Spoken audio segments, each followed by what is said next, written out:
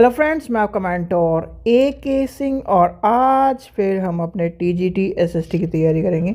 और TGT SST की तैयारी में हम क्या देख रहे हैं, NCERT यानी कि NCERT कवर कर रहे हैं। और NCERT में कहाँ से, यानी class 6, 7th, 8th, 9th and 10th की NCERT देख रहे हैं। और अब हम NCERT देख रहे हैं यानी कि 6th क्लास की NCERT देख रहे हैं, जिसमें ज्योग्राफी पॉलिटिकल की NCERT कवर हो चुकी है। अब आपकी NCERT कौन सी बची है, यानी कि 6th की NCERT में हिस्ट्री की NCERT चल रही है, जो कि हम 9वां चैप्टर देख रहे हैं। जिसमें क्या देखना है आज, व्यापारी, राज्य और तीर्थयात्रियों के बारे में बताया गया है, जिसमें आपके सारे के सारे बौद्ध के चैप्टर यानी कि बौद्ध की और उनके तीर्थांकों की बात कही गई है।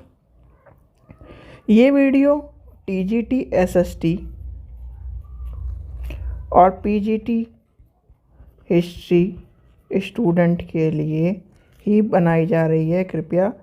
और जो बच्चे देख रहे हैं वो इस वीडियो को स्किप कर सकते हैं, क्योंकि ये उन्हीं के पॉइंट ऑफ व्यू से बनाई जा रही है। तो चलिए आज का यानी कि चैप्टर देखते हैं। यानी कि हमारा 9वां चैप्टर है। 9वें चैप्टर में देखते हैं क्या सबसे पहले क्या इंपॉर्टेंट है।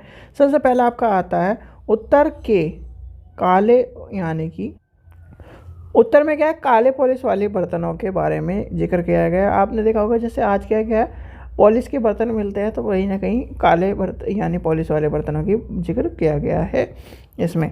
आगे देखते हैं, आगे क्या है, दक्षिण भारत में सोना, मसाले, खास तौर पर काली मिर्ची तथा कीमती पत्थरों के लिए प्रसिद्ध था। काली मिर्ची को क्या कहा जाता है, यानी काली मिर्ची रोम साम्राज्य में इतनी यानी कि मांग थी कि उसे काला सोना कहा जाता था। और ये क्वेश्चन आपके TGT में आ चुका है, इसलिए आपको ध्यान रखना। SST के TGT में क्वेश्चन आ चुका है, आपसे पूछा जाता है काला सोना किसे कहते हैं, तो आपको बताना चाहिए काली मिर्ची को कहा जाता है। चलिए आगे देखते हैं। फिर आता है नदियों के, यानी नदियों के मैदान यानी मैदानी इलाकों में कावेरी का मैदान सबसे उपज का मैदान है। यानी सबसे उपज मैदान अगर आपसे पूछा जाए तो वो कौन सा है, कावेरी का। ठीक है। संगम कविताओं में और संगम कविताओं में यानी कि मूवेंद्रा की चर्चा मिलती है। तो यानी मूवेंद्रा की चर्चा कहाँ मिलती है, संगम कविताओं में। आपसे क्वेश्चन पूछा जाता है, आपको पता होना चाहिए। फिर आता है एक चोलों का पतन, यानी चोलों का पतन के बारे में आपसे का पतन क्या है, पुहार या कावेरी पत्तनम दूसरे पांडवों की राजधानी में आपको देखने को मिलता है, मुद्रो। यानी कि इस तरह से क्वेश्चन पूछा जा सकता है कि जो पतन का यानी कि कारण या फिर इस तरह कि कौन सा संबंधित है। तो आपसे ये पूछा जाता है कौन संबंधित है, तो कौन संबंधित है, ये आ जाएगा, ये आ जाएगा, ये आ जाएगा। ठीक है। चलिए आगे चलते हैं।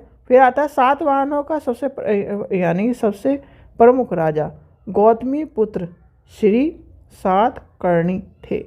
उनके बारे में हमें उनकी माँ गौतमी बलश्री द्वारा दान किए गए अभिलेख से पता चलता है वह क्या थे, यानी वह और भी अन्य सातवाहन शासक दक्षिणी पंथ के स्वामी कहे जाते हैं। दक्षिणी पंथ का शाब्दिक अर्थ है दक्षिण की ओर जाने वाले रास्ते होते हैं, यानी कि होते हैं। तो आपसे दक्षिणी पंथ का अर्थ पूछा जाए तो आपको पता होना चाहिए। ठीक है। इस तरह के क्वेश्चन आजकल ज़्यादातर देखने के लिए मिल रहे हैं SST में। फिर आता है, यहाँ से देखते हैं तकनीक, यानी कि तकनीक का आविष्कार सबसे पहले चीन में हुआ। यानी कि तकनीक का आविष्कार सबसे पहले चीन में हुआ था। और किस तकनीक का आविष्कार, यानी कि सिल्क बनाने की तकनीक का आविष्कार हुआ था। यानी आपसे सिल्क रोड के बारे में क्वेश्चन पूछा जा सकता है। सिल्क रोड है क्या भैया, सिल्क रोड एक तरह का ऐसा था कि जो चीन में ना सबसे पहले क्या था, सिल्क बनाना का आविष्कार। और सिल्क बनाने के लिए भाई आप ये बताओ, आप अपना माल बना रहे हो तो माल को बेकोगे भी, और बेकोगे भी तो पुराने टाइम में क्या होता था, घोड़े खच्चर इस तरह से होता था। तो क्या होता था, फिर यहाँ का चीन से पैदल, घोड़े, ऊँट पर कुछ लोग यानी कि दूर दूर जगह पर जाते थे और अपने साथ रेशम के कपड़े भी लेके जाते थे। फिर रास्ते में ये लोग क्या करते थे, उसे रेशम यानी उसी रेशम के मार्ग को क्या है, सिल्क रोड का ले प्रसिद्ध हो गया। तो इसलिए आपको क्वेश्चन पूछा जाता है सिल्क रोड किससे संबंधित है, आपके सिल्क से संबंधित है। सिल्क रोड का नियंत्रण रखने वाले शासकों में सबसे प्रसिद्ध कौन थे, कुषाण। तो यह आपको पता होना चाहिए कौन थे, कुषाण थे। और ये आपसे क्वेश्चन आ चुका है TGT SST में। चलिए, कुषाण का सबसे प्रसिद्ध यानी कि कुषाणों का सबसे प्रसिद्ध राजा कौन था? कनिष्क। तो कौन था? कनिष्क था। ठीक है, चलिए आगे चलते हैं। फिर आता है यानी बुद्ध के जीवनी, बुद्ध चरित्र की रचनाकार कवि अश्वघोष कनिष्क के दरबार में रहते थे। क्या है? अश्वघोष क्या कहाँ रहते थे? कनिष्क के दरबार में। अश्वघोष तथा अन्य बौद्ध विद्वानों ने अब संस्कृत में लिखना शुरू कर दिया था। किस में लिखना शुरू कर दिया था? संस्कृत में लिखना शुरू कर दिया था। फिर आता है इस समय बौद्ध धर्म यानी कि धर्म को क्या कहते हैं? नई धारणा क्या होती ही विकसित हुई थी, जिसे कहते हैं महायान। और इसी के यानी कि दो विशेषताएं थी। पहला, मूर्ति में क्या है? मूर्तियों में बुद्ध की उपस्थिति सिर्फ कुछ संकेतों के माध्यम से दर्शाई जाती थी और ये संकेत पूछे जाते थे, इसलिए ध्यान रखना। पहला क्या है? यानी कि मिसाल के तौर पर उनका निर्वाह प्राप्ति के पीपल के पेड़ की यानी पीपल के पेड़ की मूर्ति दर्शाई जाती थी।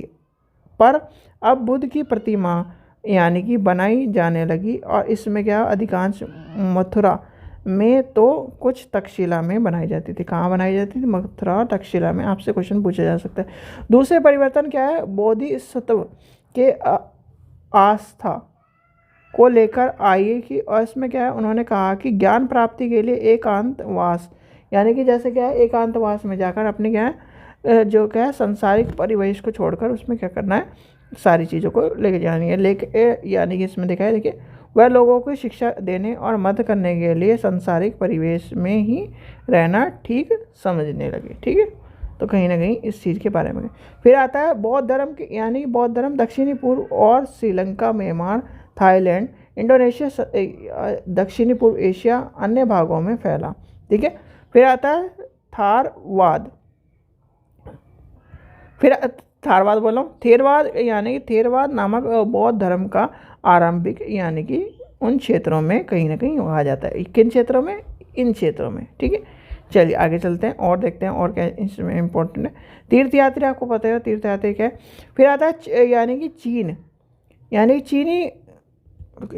चीनी बौद्ध तीर्थंकर फान सियान काफ़ी प्रसिद्ध थे और ये करीब 1600 साल पहले आए थे। स्वेन यानी कि स्वेन त्सांग 1400 वर्ष पहले आए, सबसे करीब यानी 50 साल बाद यानी कि इत्यासंग आए। वह क्या थे? वह यानी इसमें आपके छठे चैप्टर में दिया गया है, इनके जीवन की जुड़ी जगह और प्रसिद्धि के मठों के बारे में आपको देखने को मिलता है छठे चैप्टर में। ठीक है, चलिए आगे चलते हैं और देखते हैं इसमें। हाँ, एक क्वेश्चन ये आपसे पूछा जा सकता है, समुद्री असीमा यानी कि असीम यानी क्वेश्चन क्या आ सकता है? समुद्र असीम क्या है? यानी कि आपको ये है सूर्य, चंद्र तथा तारों की गति के देख यानी कि देखे बिना यह पता लगाना कि पाना संभव, एक मिनट रुकिए, संभव, तो इसमें क्या लगाना है कि पता लगाना है कि पूर्व किधर है और पश्चिम किधर है, किस दिशा में। अगर यानी कि इससे क्या होता था, हमें दिशा होगा। और बरसात और आंधी तथा जहाज़ों की हवा के रूप में देखे जाने की बात कहीं ना कहीं बताई गई है। चलिए आगे चलते हैं। स्वेन त्सांग भूगर्भ से यानी कि भूमार्ग से उत्तर से पश्चिमी एशिया, चीन वापस लौटे थे। उन्होंने सोना, चांदी और चंद्र यानी कि एक तरह से सोना, चांदी और चांदनी यानी कि जैसे मान लीजिए सोना चांदी हो गया, फिर आगे चंदन की लकड़ी हो गया बने, यानी कि बुद्ध की जो मूर्ति थी वो 600 साल से ज़्यादा पांडुलिपि एकत्र करी थी। यानी कि एक तरह से आपसे क्वेश्चन पूछा जाता है। देखो पूछा क्या जाएगा अगर इसमें क्या है आपसे, भूमार्ग के यानी उत्तर से यानी उत्तर पश्चिम और मध्य एशिया होकर जाता था। और चीन वापस लौटे थे, लौटे फिर उन्होंने क्या क्या साथ में ले गए, तो ये आपके सारे की सारी चीज़ें कहीं ना कहीं बताएगी। इसमें मेनली आपसे पूछा जाता है सोना लेके गया, चांदी ले गया, चंदन की लकड़ी ले गया, 600 क्या है वो आपकी मूर्ति लेके गया था सोने चांदी की और चंदन की, और 600 ज़्यादा पांडुलिपियाँ लेकर गया था। आगे एक क्वेश्चन और देखते हैं और क्या पूछा जाता है। चलिए, तो ये था इस चैप्टर में जो क्वेश्चन पूछा जा सकता है। और इसमें एक क्वेश्चन यहाँ से आपका बनता है कि यानी कि ये वाला क्वेश्चन। अब आपका ये क्वेश्चन मैंने अभी कराया, बुद्ध चरित्र यानी कि 7वां शासक चीन यात्री। ठीक है, अब ये बताइए ये किससे संबंधित है, इससे संबंधित है, इससे संबंधित है, इससे संबंधित, इससे संबंधित, इससे संबंधित। तो सबसे पहला आपको बताना है। फिर चीनी यात्री कौन था, चीनी यात्री के बारे में बताना है। तो इस तरह से आपको क्या करना है, सारे के सारे मैच करने हैं और ये कहीं ना कोई क्वेश्चन आपके इस तरह क्वेश्चन देखने के लिए मिल सकता है TGT SST में और हिस्ट्री में। ठीक है, चलिए आशा करता हूँ आपको वीडियो पसंद आई। वीडियो पसंद आए तो लाइक करें, चैनल को सब्सक्राइब करें, वीडियो को ज़्यादा से शेयर करें। Thank you.